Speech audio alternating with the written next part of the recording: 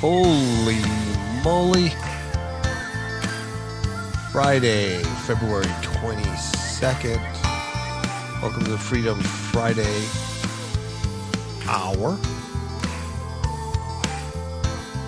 Sponsored by Fifth Book Media.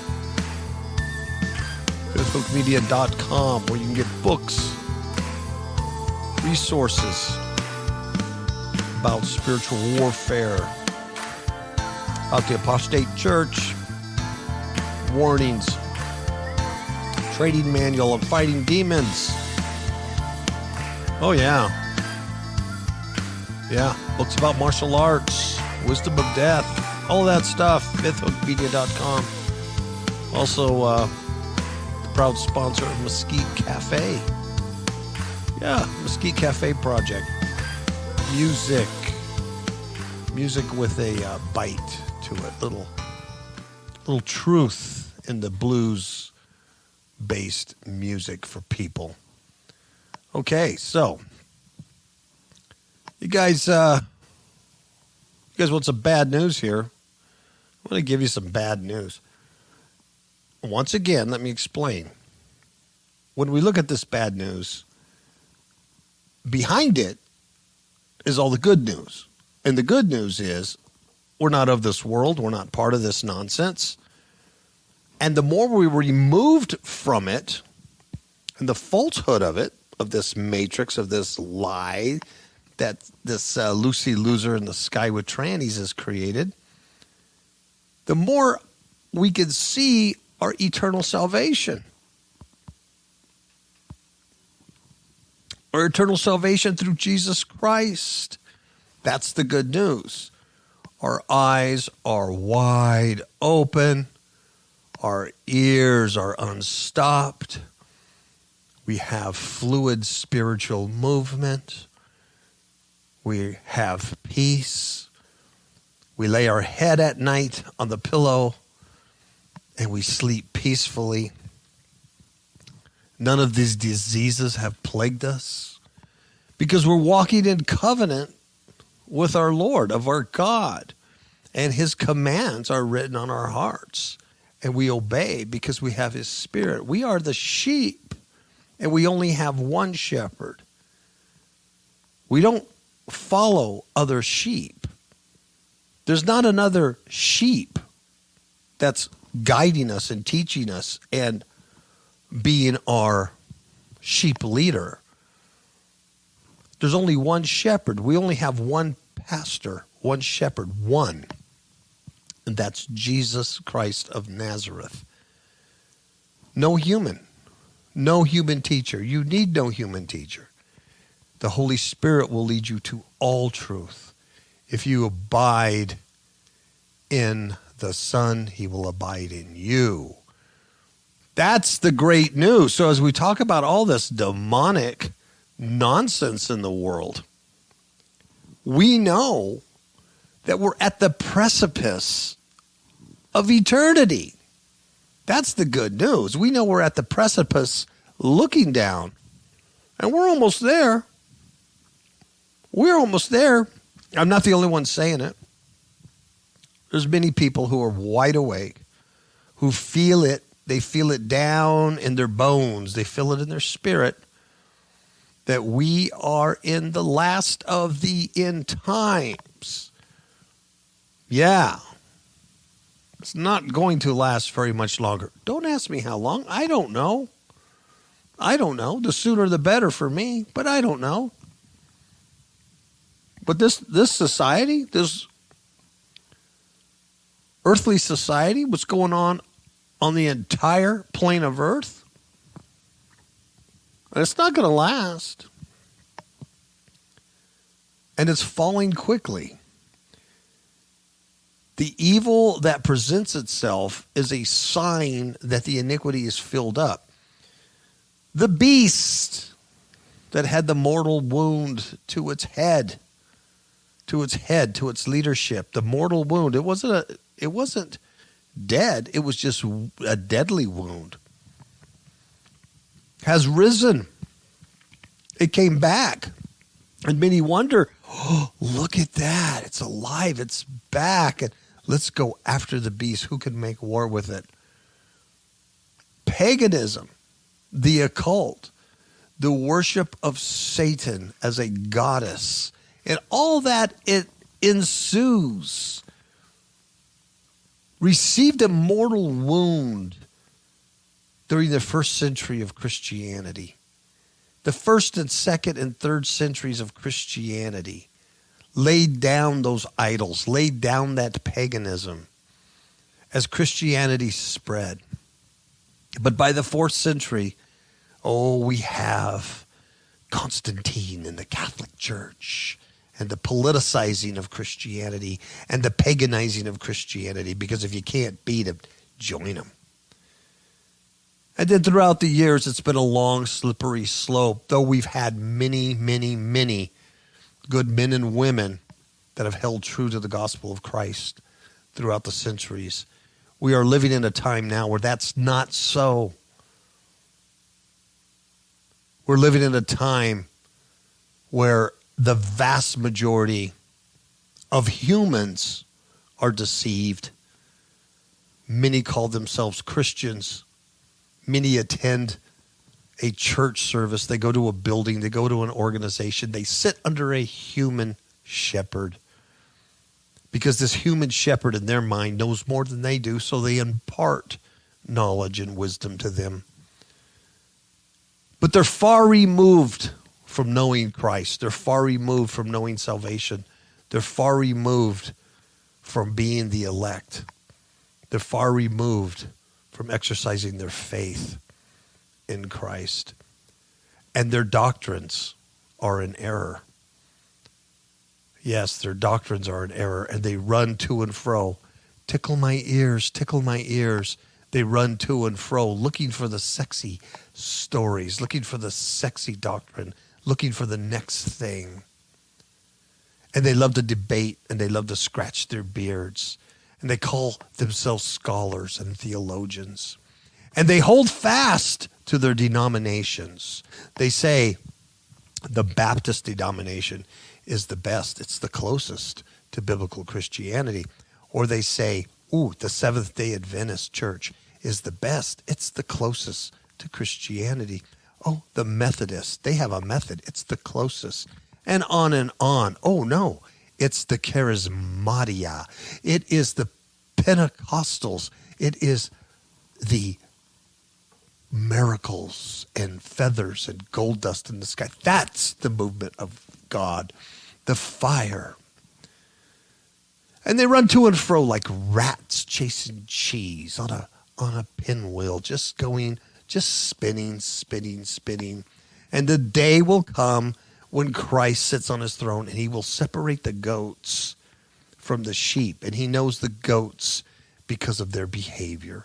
Goats behave like goats, and sheep behave like sheep. And the sheep know his voice, and they follow him. But the goats do not. They might confess him. They might say, didn't we do this in your name? Didn't we do that? Didn't we do this? But they're goats. They're goats because they've denied the true gospel of Christ. We are in that time.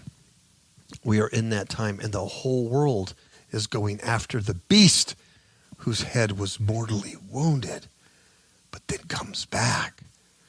Look at the paganism. Look at the Satanism that's in your face. Blatant Satanism, blatant witchcraft, blatant occult worship, blatant ritual and blood sacrifice in your face on a daily basis. Decisions that politicians are making, celebrities are making, your television is making, your internet is making. It's all based on Satan's lies. How many of you remember the story contained in the book of Acts, chapter 19, where there were 7 sons of Sceva, and they were trying to cast out a demon because they saw the Apostle Paul doing great miracles through God. So they tried to do the same thing. So they go up to this guy who's demon-possessed, and they say, "We adjure you by this Jesus whom Paul preaches to come out." Yeah. And guess what the evil spirit did? The evil spirit answered them and said to them, hey, I recognize Jesus and I know about Paul, but who are you? And guess what? The man that had the demons jumped on him, beat the heck out of him, subdued him, overpowered him, and they literally fled out of the house naked and wounded. Wow. Guess why? Guess why? Because they did not go to Amazon.com and buy Demons in My Marriage Bed. A true story of spiritual warfare. The book is not about you being married or single. The book is about dealing with demonic forces, and you need to know how to do that today more than you ever have for your own life and for those around you.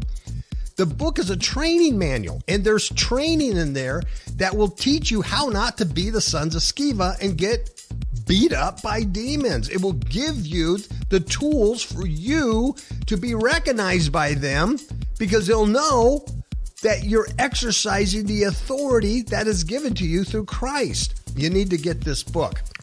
And we have from the Daily Wire. This sent to me from my good friend, John Montero, one who I love. He sends me good stuff because he knows what good stuff is. So he's always sending me good stuff. And this one's good. Feminist pastor gives Gloria Steinem a vagina sculpture made of melted purity rings. That's right. From the Daily Wire. Well, she finally did it. Feminist Lutheran Pastor Nadia Bolz-Weber has given abortion propagandist Gloria Steinem the vagina sculpture she made of Christian purity rings last year. That's according to The Blaze, if you want to look that up. Last November, the founding pastor of Denver's House of, check this out, this is the name of her stupid church, which is located in Denver, where they like to decriminalize pooping and pissing on the sidewalk. Someone had sent me a link to verify.com, and they go, basically, oh no, they didn't legalize pooping and pee. That's wrong. That's a lie. Nope said no. But when I read it, they just changed the words. No, they didn't make it legal. They just decriminalized it. They made the punishment so low that it wouldn't trigger deportation for their illegal immigrant Democrat voters. It's the same thing. Crap on a sidewalk is crap on a sidewalk, no matter how you slice it. Denver, with their crap on a sidewalk, has a crap church called House for All Sinners and Saints. House for All Sinners and Saints. This Lutheran pastor, she once described herself to the Washington Post as a tatted up, foul-mouthed leader of a new muscular form of liberal Christianity. And there's people that are following this shepherd.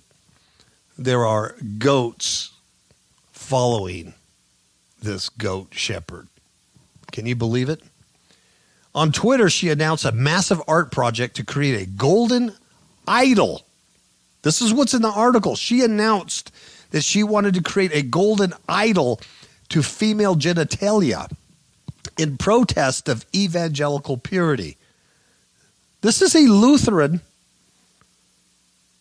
pastor. Lutheran. Named after Martin Luther, the very one who nailed the 95 Theses on the Wittenberg door and started the Protestant Revolution. That's the same denomination that exists today from that. Unbelievable, huh? And some may ask, I love this question, when this, what church you go to? I don't go to any. Why would I go to any of these places? Why would I subject myself to this? Well, my church is not like this. I dig deeper. beginning November 12th until December 17th, she says that her followers will have the opportunity to send in their purity rings to be melted down and recast into a golden vagina. And she said that on her website about her plans to create her feminist idol, and that the sculpture will be unveiled at the 2019 Makers Conference. Well, you know who the maker is. Lucy Loser in the Sky with Diamonds, with transgender diamonds. So these women, these idiot goat women, sent this Pastor Weber their purity rings, and they were given a certificate of impurity as well as a shameless impurity ring. Evangelicals sometimes refer to such purity rings as promise or chastity rings. They are typically given to young girls as a sign of promise to abstain from premarital sex. But Boltz Weber, the pastor, received enough rings.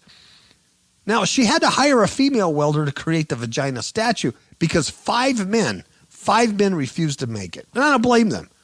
Why would you want to put your business in jeopardy making a vagina idol for somebody? That cannot benefit you as a business guy. Upon presenting the statue to Steinem at the 2019 Makers Conference, the feminist pastor denounced the purity rings as a footnote in vast history. Purity is just a footnote in vast history to this thing. And here's her quote. She says, "Every single thing and person that seems so powerful as to feel inescapable, I name them, and then I just go, footnote, footnote.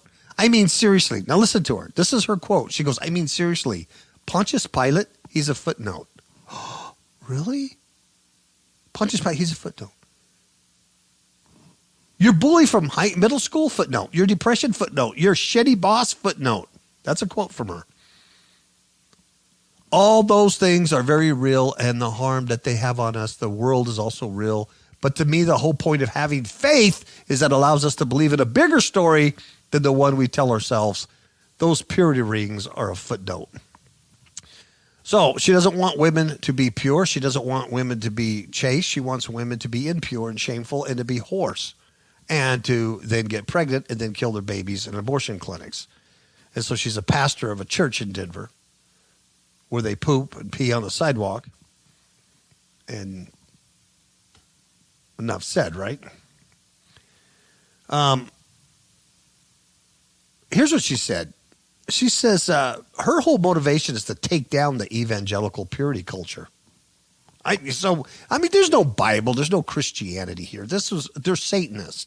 She's a Satanist. If you go to our Facebook page, look at the picture of her. She's all tatted out like some kind of freak. And then she has a belt buckle of, I don't know if it's Jesus or Mary or something. She's just a freak. But she's a feminist pastor. She says this thing about women that the church has tried to hide and control, and that it's a canvas on which other people can write their own righteousness. It's actually ours. This part of me is mine, and I get to determine what is good for it, and it's beautiful and how I use it in the world. What a stinky goat, huh? What a stinky goat. The Evangelical Lutheran Church in America has developed general liberal views, you think, on abortion, homosexuality, universalism. And she said her denomination largely supports her. Oh, yeah. So apparently this modern purity movement began in the 1990s and 2000s. And it was a movement where people were decided not to have premarital sex and to remain pure and stuff like that. And that's what she's doing away with. So, all right. That's your first piece of disgusting trash. Thank you very much, John, for sending that. I'm sure you got the blood boiling on many listeners. Okay, here's a good one. Here's a good one here. I like most people, these fashion shows, I don't know what they're about. I mean, who's going to wear this stuff? I have no idea what they do this for. But I do know that Satan likes to parade his Lucy Loser in the Sky with trannies agenda.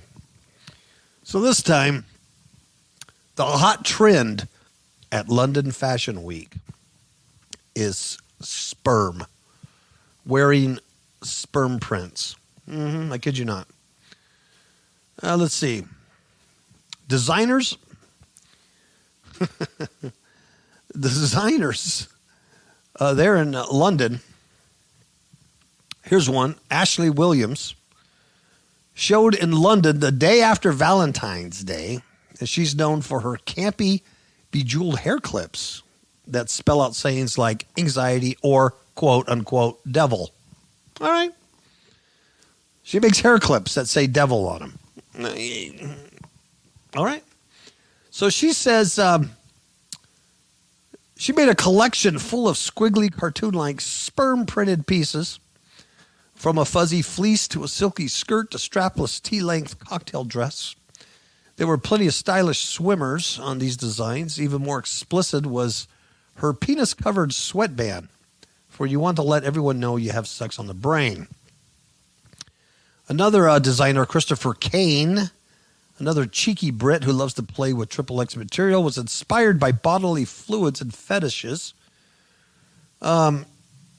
He did leather, lace, and a colorful IV bag for handbags. That's nice. But here's the line I want you to get.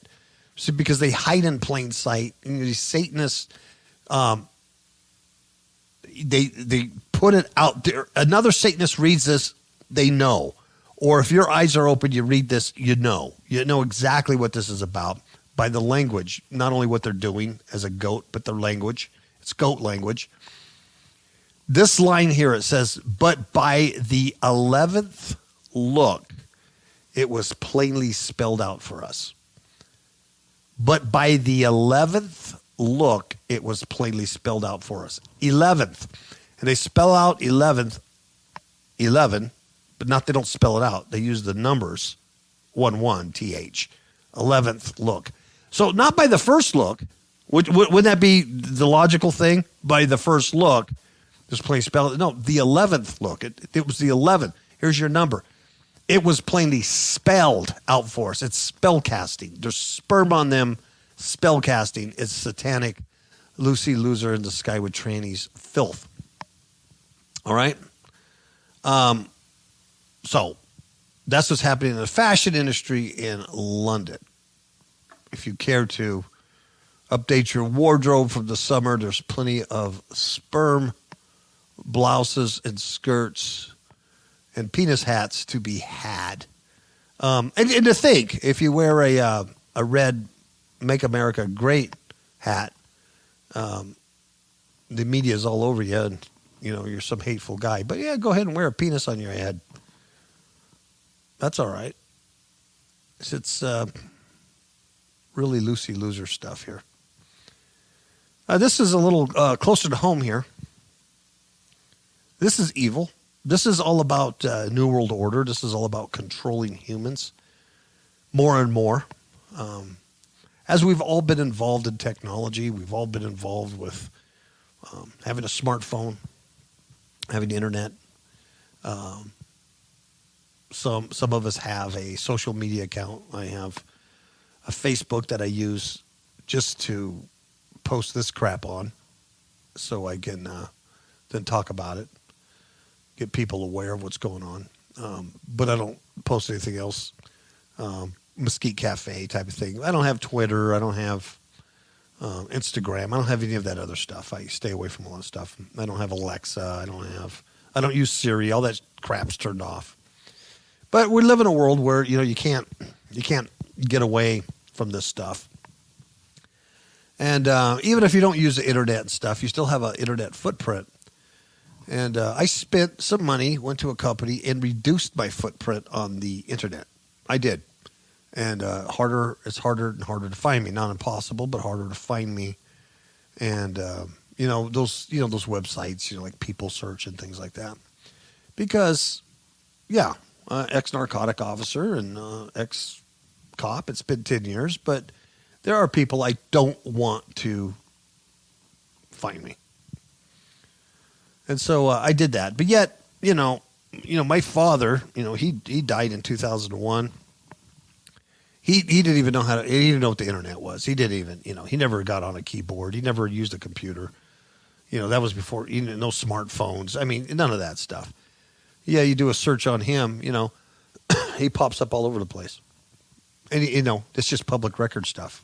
And he was never even, never had a social media account or things like that. So it's this information gathering, this control, and this New World Order. And you just try to be aware of it and do the best you can, and God give you wisdom to avoid certain things. So in Arizona, this is from AZ Central. It says you may soon have to give your DNA to the state and pay $250 for the privilege. Of course. Arizona could soon be one of the first states to maintain a massive statewide DNA database. And if the proposed legislation passes, many people, from parent, school volunteers, and teachers, to real estate agents and foster parents, will have no choice but to give up their DNA. Now, I think this is unconstitutional. I think that's a huge invasion of your privacy. It's one thing to roll your fingerprints, right? To be hired in certain jobs, you have to roll your fingerprint and to see if you're a felon with the databases there with the NCIC and things like that. It's another thing to actually take a portion of my DNA of my body, either through blood or through my sperm shirt, that I would be wearing because I went to London Fashion Week, and everybody would be cool with it and go, "Hey, where'd you get that? That's really great." This is amazing. Under Senate Bill 1475, Senator David Livingston, believe it or not, he's a Republican from Peoria, introduced DNA must be collected from anyone who has to be fingerprinted by the state for a job, to volunteer in certain positions, or for a myriad of other reasons. So if you have to be fingerprinted, then you have to give up your DNA. The bill would even authorize the medical examiner's office in each county to take DNA from dead bodies. The Department of Public Safety, that's their law enforcement arm there in Arizona, would maintain the collected DNA alongside the person's name, social security number, date of birth, and last known address. Really? Is this really? Are the citizens of Arizona going to really allow this to go through? This is just the beginning. I hope they fight this thing tooth and nail. They're going to collect the DNA along with your name. Your social security number, isn't that enough? Your date of birth and last known address. The only thing they don't have there is a picture of you. Here's the deal. Number one, the Department of Public Safety has to maintain all this stuff. In this bill, there's no funding for them to have to build all the databases and staff it. Because that's how these politicians are. They just write crap, and they don't know where the money's coming from. So that's going to cost. It's going to cost the taxpayers a whole lot of money to build this database and have it staffed. The other thing is, it's going to get hacked. And once it gets hacked, they're going to have a person's DNA. They're going to have their name. They're going to have their social security number. They're going to have their date of birth, their last known address, and they can go out and get credit. Better get LifeLock. Yeah, that's crazy. Any DNA in the database could be accessed and used by law enforcement in a criminal investigation. So can fingerprints. It could also be shared with other government agencies across the country. Oh, for licensing, death registration, to identify a missing person or determine someone's real name. Ooh. Now, listen to this line in the bill. It could also be provided to someone conducting quote-unquote legitimate research. What does that mean? Who's going to be conducting legitimate research on your DNA? Google, Facebook, credit card companies? Who? A $250 fee could be collected from a person who submits biological samples, according to the bill. It's not clear who would foot the cost for the dead person. Now, so not only are they screwing these Arizona people, they want to screw them out of, get their DNA. They also want to charge them $250 for them to be violated. Oh my God! There's no other state that does this. Now this is just horse manure, because the criminal out there who's actually doing the crime is not going to apply for a job where his DNA needs to be collected. Really. His day job isn't going to be working at the Phoenix University medical lab, and then at night, he's running around, with his gin and juice shooting other gangsters on the street. They're two different people. David Kay is an associate dean for research at Penn State University. He studies genetics and its application to law, and he says the proposed bill is one step away from requiring DNA from anyone who wants a driver's license. Okay, this guy studies genetics and its application to law. He's a professor, right? Associate dean. And he says that this bill is one step away from requiring DNA from anyone who wants an Arizona driver's license. Holy mackerel. Because, holy mackerel, driving's a privilege, not a right. Currently in Arizona, DNA is collected from anyone convicted of a felony or a misdemeanor sex crime. If passed, the bill would expand the current database exponentially. It says the database appears to be focused on making it easier for law enforcement to use DNA investigations. But Kay said it's not targeting the right people to make a significant impact when it comes to solving cases. I agree with him. Collected DNA from the dead could solve some long-standing cold cases. And having DNA from law enforcement volunteers on file might weed out accidental crime scene contamination. But he says, in his opinion, he doesn't think that solving crimes is a big priority here. It's not focusing on the people most likely to be linked to crimes. It's just spreading the net more broadly. Wow. I'll tell you what, I can't see how that's even legal. But we live in a country now where our constitutional law has just eroded into nothingness, basically. That's why you have the TSA molesting you at the airport in total violation of your Fourth Amendment right that we all gave up for the Patriot Act. I don't fly either, by the way. Can't remember last time I flew.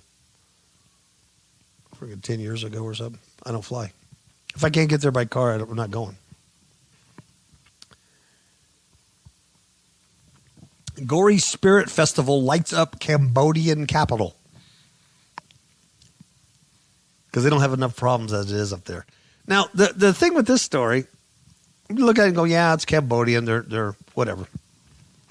But these men dress like women. It's the Haiji, it's the transvestite, it's the goddess worship. We call them trannies here. We call them, whatever. But they're men. They put on makeup and they dress like women. It's all part of this Baphomet agenda here. But in Cambodia, spirit mediums in headdresses and lurid makeup, their cheeks pierced by needles and tongues cut by knives. They led a striking procession Tuesday through the Cambodian capital to mark the end of the Chinese New Year. And anyway, it's a big parade. The procession mixes Chinese ritual and local folk traditions in a country that they believe in spirits. Believers invite spirit-possessed mediums. Spirit-possessed mediums. That's another word for demon possession. They invite these demon-possessed mediums that are dressed like women with makeup and their hair on a bun, cutting their tongues with knives. They invite these these possessed into their shops and into their homes to bless them with good luck or banish illness or bad fortune. I wonder how that's working for them in Cambodia, because it looks kind of like a third world country to me. It doesn't look like they're having very good luck or fortune over there. The mediums forced needles and spears to their cheeks. They cut their tongues. And then they used their own blood to write mystical diagrams known as yantras on paper slips before distributing them to the crowd. That nice? So you can be sitting on the crowd wearing your penis shirt, your sperm shirt with your penis hat, and giving up your DNA. This guy goes by and he writes a little yantra to you with his own blood from his tongue, and then he gives it to you. And you go, wow, am I blessed or what? That's the kind of world that we're in. That's what I'm saying. The iniquities fill it up. I mean, come on. It's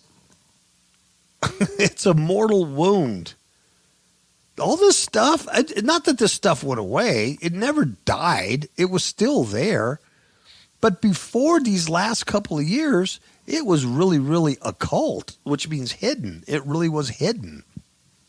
It's always been there. I mean, you know, rappers that are satanic, these celebrities, every musician, everybody who's anybody has sold their soul to the devil.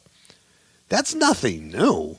I mean, you can go back and watch old movies from the very beginning, old entertainment, and they seemed like, oh, look how nice those people, look how nice Little House on the Prairie was. Oh, look how nice. It all had a satanic agenda. They all were sold out. It's just that it was a cult. They hid it because the regular humans weren't ready for it yet. We still lived in a Judeo-Christian environment up to that point.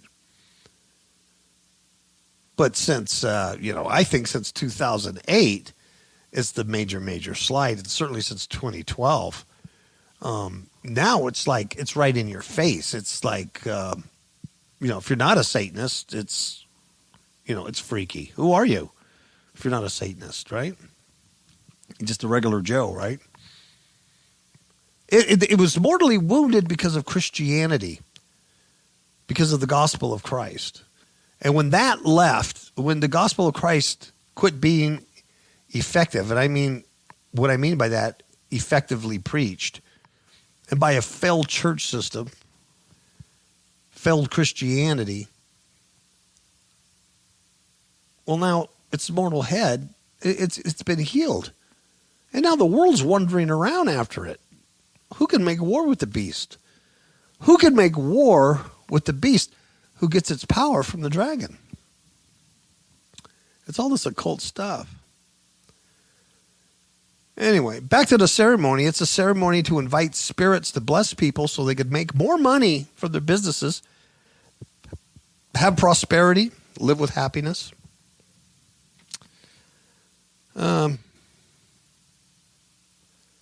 Yeah. This one person said, his name is Geck, 51 years old, said, I believe the ceremony will bring good luck to my family and business. We do it every year. 50 days after Chinese New Year. So there you go.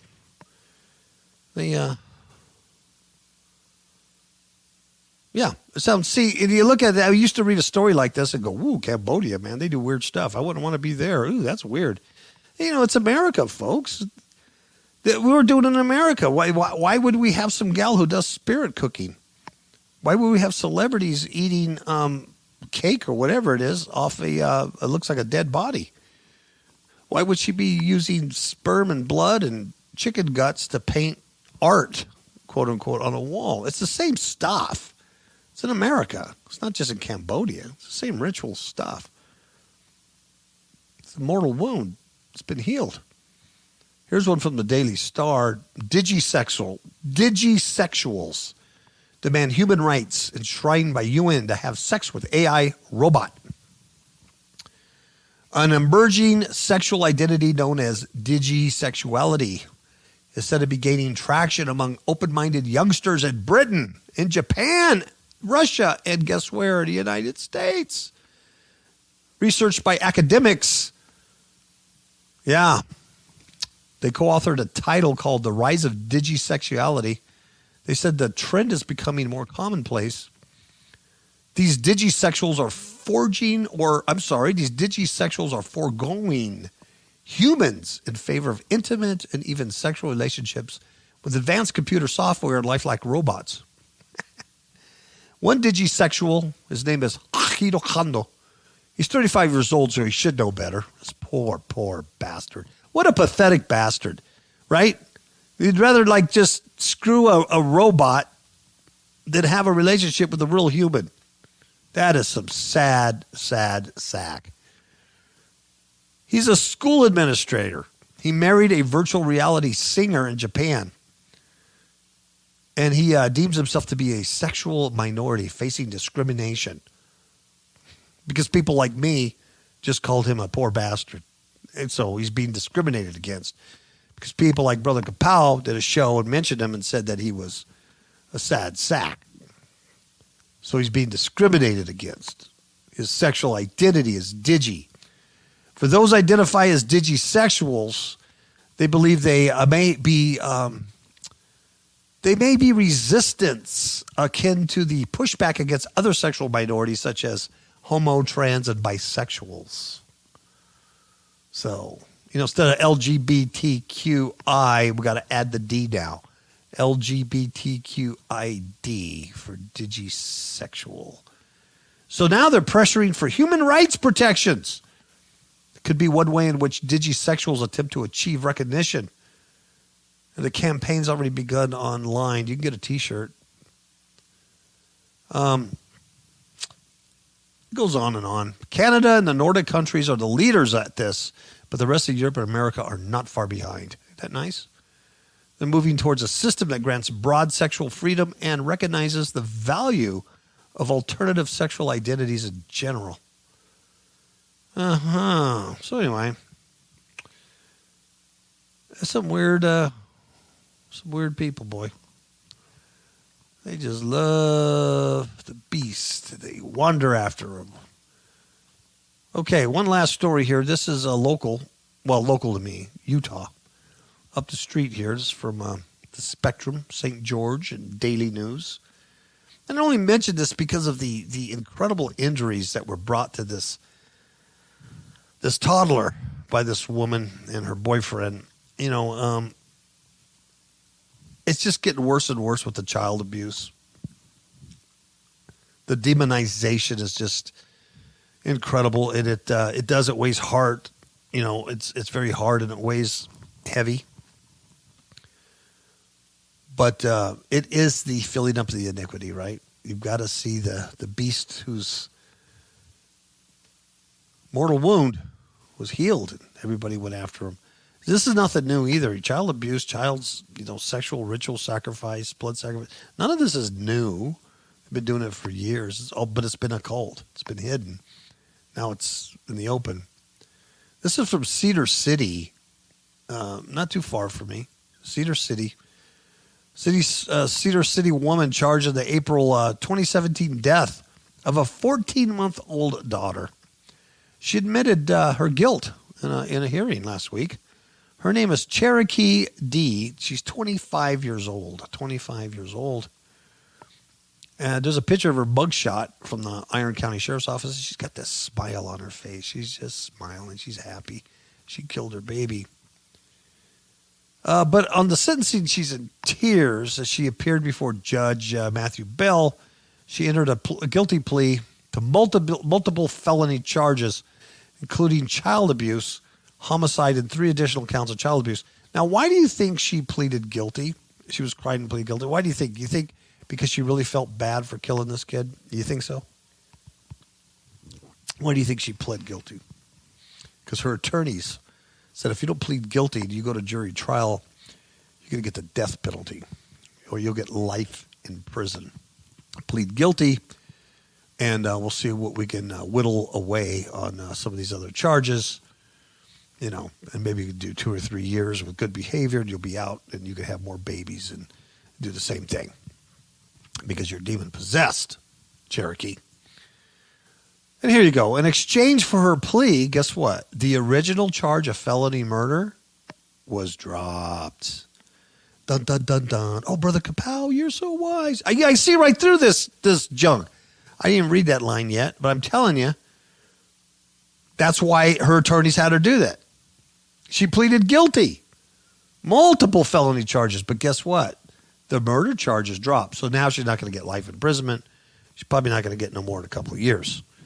What the heck? It's just a 14-month-old kid, just a toddler, defensive toddler. What the heck, man? No big deal. In her statement filed with the court, Cherokee acknowledged inflicting injury on her child on more than one occasion prior to her death. This was what's horrible. Her boyfriend at the time of the incident, he's 31, faces charges of felony murder. So he's the one that's taking the rap because he, oh boy, stupid. There's stupid people everywhere. He's the one facing felony murder, 3 counts of child abuse, and a single count of child endangerment. Now, he entered a not guilty plea to the charges, but he hasn't gone to trial. So he is going to be screwed because they dropped the charges of murder on her. So guess what? You're it, brother. You're the one. You're the man now. Good luck. So here it is. Court documents describe what officials say happened that night 2 years ago. The daughter lost consciousness and could not be revived. According to their statements, the couple's watching a movie. I wonder what they were watching. The toddler began vomiting. Yeah, for no reason. That's what kids do. They just start throwing up. She was given a bath, and the couple returned to watching the film. So we just bathe her, lay her down, let's go back and watch the movie. Later in the evening, the couple had an argument. And Cherokee, she stepped outside to smoke. Then according to the dude, her boyfriend, the child began crying and breathing heavily. After a short time, the child lost consciousness.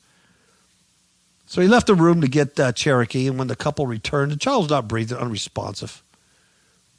So they took it to Cedar City Hospital. Then it went to Salt Lake City. But guess what? Tests revealed the child had suffered a serious brain injury. So they weren't just watching the movie. The kid didn't just start vomiting. The kid didn't just start. She suffered a serious brain injury. Brain injury. After 4 days on life support, she was declared dead. Now, the Utah State Medical Examiner's Office conducted an autopsy, and he ruled the death a homicide. And guess what? The examination revealed multiple fractures, previous injuries. The toddler's urine tested positive for morphine. Because that's what 14-month-old kids do. They take morphine. They jump off buildings and break their bones. So this kid was abused and beat to a pulp every month of her little 14 months on this loser freaking system. Deputy Chief Medical Examiner for the state offered testimony during the preliminary hearing. And he said his examination revealed the child had broken bones, had bruises, had signs of major trauma. And all these things have happened prior to the incident that led to her death. This 14 months of hell for this little human. 14 months of pure abuse and hell by these demon-possessed people. He said he found brain injuries consistent with child abuse. Now, even though they dropped the murder charges on Cherokee, she faces a maximum of 40 years in Utah State Prison. She's not going to get that. She'll get rehabilitated. She's so sorry. So that's it for the good news, folks. The good news is it's getting worse. It's getting more and more dark. It's getting more and more evil. The wound, the deadly wound to the beast's head, paganism, goddess worship, pure satanic Luciferian doctrine has now been healed. Yay. And the whole world wanders off it, wanders for it. They go after it, and they worship it, and they marvel. They marvel that it's back. It's back. This is amazing. All the goddess worship and transgender and Baphomet stuff, and this is just blood sacrifice. This is amazing. Who can make war with the dragon, with the beast who gets its power from the dragon? This is great stuff. So, until the sheep are separated from the goats, right? We only have one shepherd. That's the Lord Jesus Christ. We don't have sheep leading sheep. You don't want to end up with the Vagina pastor, right? You don't want to end up there. My goodness. All right, that's enough good news and enough bad news. Hopefully you take the good news and the bad news with a grain of salt and know that we're right at the precipice. And, we should be going home pretty soon. Yeah. Okay, so good night. Talk to you later. Take heed. Here we wait for Judgment Day. Eyes were told to watch and pray. Help me, Lord, to firmly stand, waiting for that Son of Man. Know my trouble, Lord, dismay, waiting for that Judgment Day. Sun and moon will soon go dark. There is chaos in the stars. All the earth is gonna groan. All the people gonna moan. All this life is swept away. Yeah, when it comes on Judgment Day.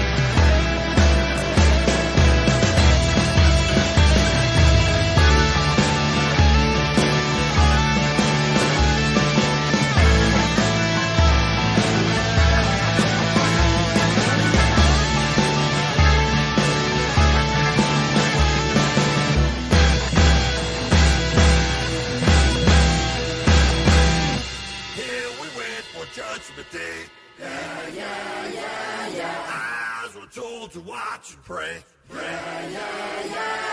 Help firmly stand, waiting for that Son of Man.